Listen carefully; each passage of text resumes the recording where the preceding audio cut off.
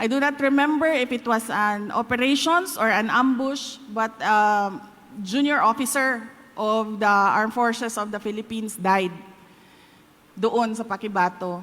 And then, he was not from Mindanao. He was from Antique. Sabi ko, pwede ko bang kausapin yung nanay? So, binigay sa akin yung cellphone, pinakausap sa akin yung nanay, and I had to say sorry again. I'm sorry that your son died. And, ang sagot sa akin ng nanay, siya, Inday Sara, hindi naman pwede na lagi na lang ganyan, mamamatay yung mga anak namin. And, after that conversation, I thought to myself, bakit ako ang nagsasorry? Ako ba ang terorista? Ako ba ang gumawa ng bomba? Ako ba ang bumaril kay Jay? Bakit ako ang nagsasorry?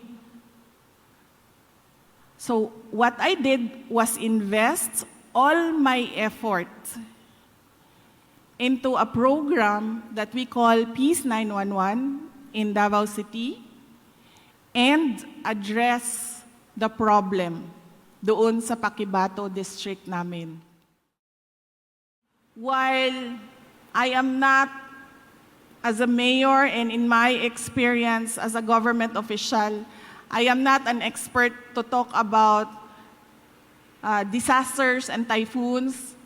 Yan ang sa inyo. Pero when I talk about insurgency, yan ang sa akin. Because in Davao City, before I stepped down as a mayor, we were able to end the local insurgency in Davao City in 4 years during my term, my second and third term as mayor of Davao City. And it all started with 2 deaths. Ang unang namatay nang ako ay mayor ay si Larry. So, I was mayor, I was pregnant, that was 2016 or 2017. And I'm sure you've heard of it, sinunog nila yung box plant ng isang kumpanya sa Panabo, sa Mandug, the area straddling Davao City and Davao del Norte. And then nag-iwan sila ng bomba para sila makaikyas, makalayo. Pag sabog ng bomba, tinamaan si Larry. Si Larry ay isang fish vendor, kanang nagamotor. Nadala niya ang iyahang basket sa isda. Padulong siya sa interior sa Mandog, kaya wala kaayo'y palingki dito. So, mo na ang iyahang negosyo, mo na iyahang trabaho. And naigo sa shrapnel. And wala pa ko kabalo, nga dunay namatay. Niadto ko. And then there, when I went there, I learned nga dunay namatay. Dunay naigo. And then I said, asa siya? And then they said, gidala siya sa hospital. And so I went to the hospital, and then naabtan ako siya na ginatabang siya sa emergency room. And then tanong ko sa nurse, anak ko, ma'am, kinsay kauban niya? Sinong kasama niya? Ang sabi nila, wala siyang kasama. Iniwan lang yan siya dito ng emergency rescue. Sabi ko, saan ang gamit niya? Binigay nila sa akin. Hinanap ko yung cellphone. And then, hinanap ko yung number ng kung sino yung, binasa ko yung mga text messages niya. Hinanap ko kung sino yung medyo personal, intimate ang kanyang messages. And hinulaan ko, ito yung girlfriend o ito yung asawa. So, tinawagan ko. And then tinanong ko siya, kasi ang message niya was, I love you, happy anniversary. On that day, it was his wedding anniversary. Tinawagan ko, tinanong ko siya, ma'am, kilala mo si Larry? Based sa ID. And then sabi niya, asawa na ko si Larry. Siya nga no, di ay kinsa ni. O si Inday Sara ni, you need to come to the hospital. Ipasundo ti ka because naadiri sa imuhang asawa sa hospital. And then she was asking me, unsay nahitabo, ana. I said, unya na lang ta mag-istorya, just come to the hospital. And then he died. Wala siya natabang. And then I had to talk to her again sa asawa. And then I said, I'm sorry nga namatay ang imuhang bana. And then, doon nami isa pa ka patay. This time, in our Paquibato district. This is the last stronghold of insurgency in Davao City.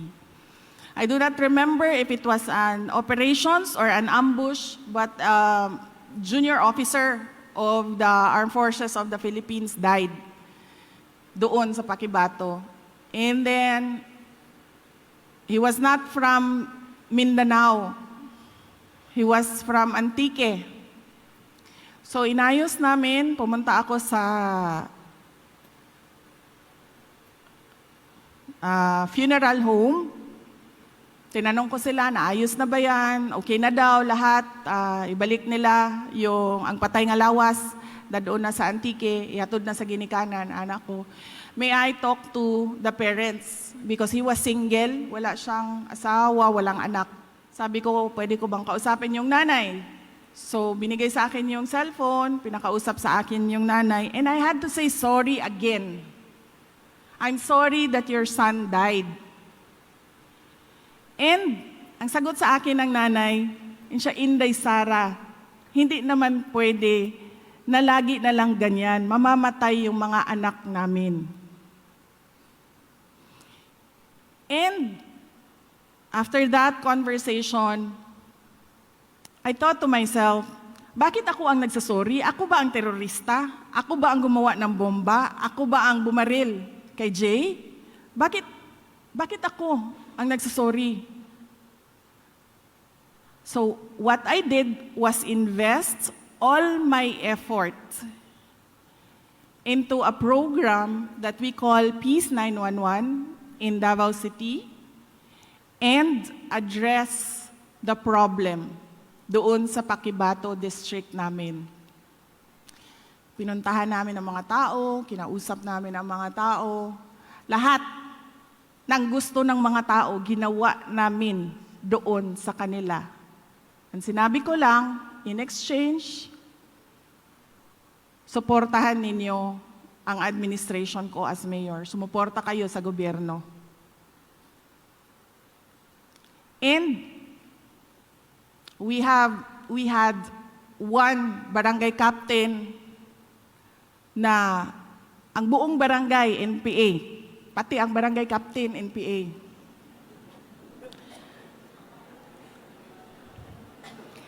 Doon sa Paquibato District.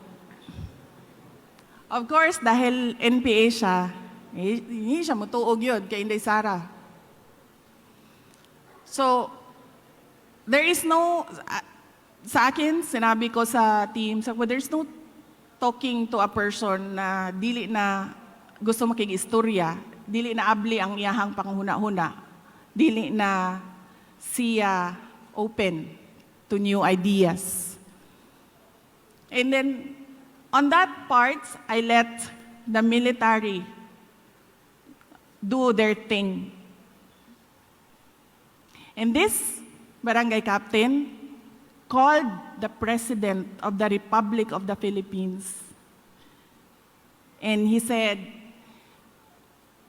they call him Mayor.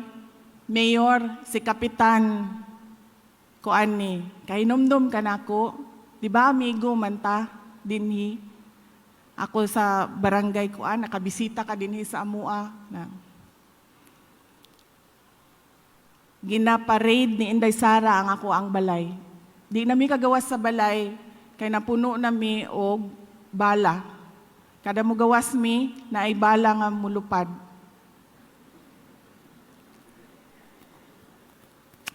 And so, the president asked someone to call me.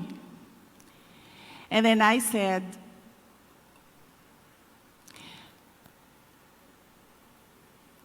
kung gusto niya mag-mayor ulit ng Davao City, I'd gladly give this position to him para siya ang mag-decide kung anong gagawin dyan sa Paquibato District. Tell that to the President.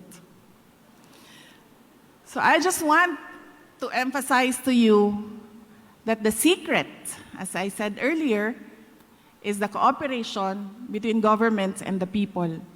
And the success is in the hands of the governor and the mayors.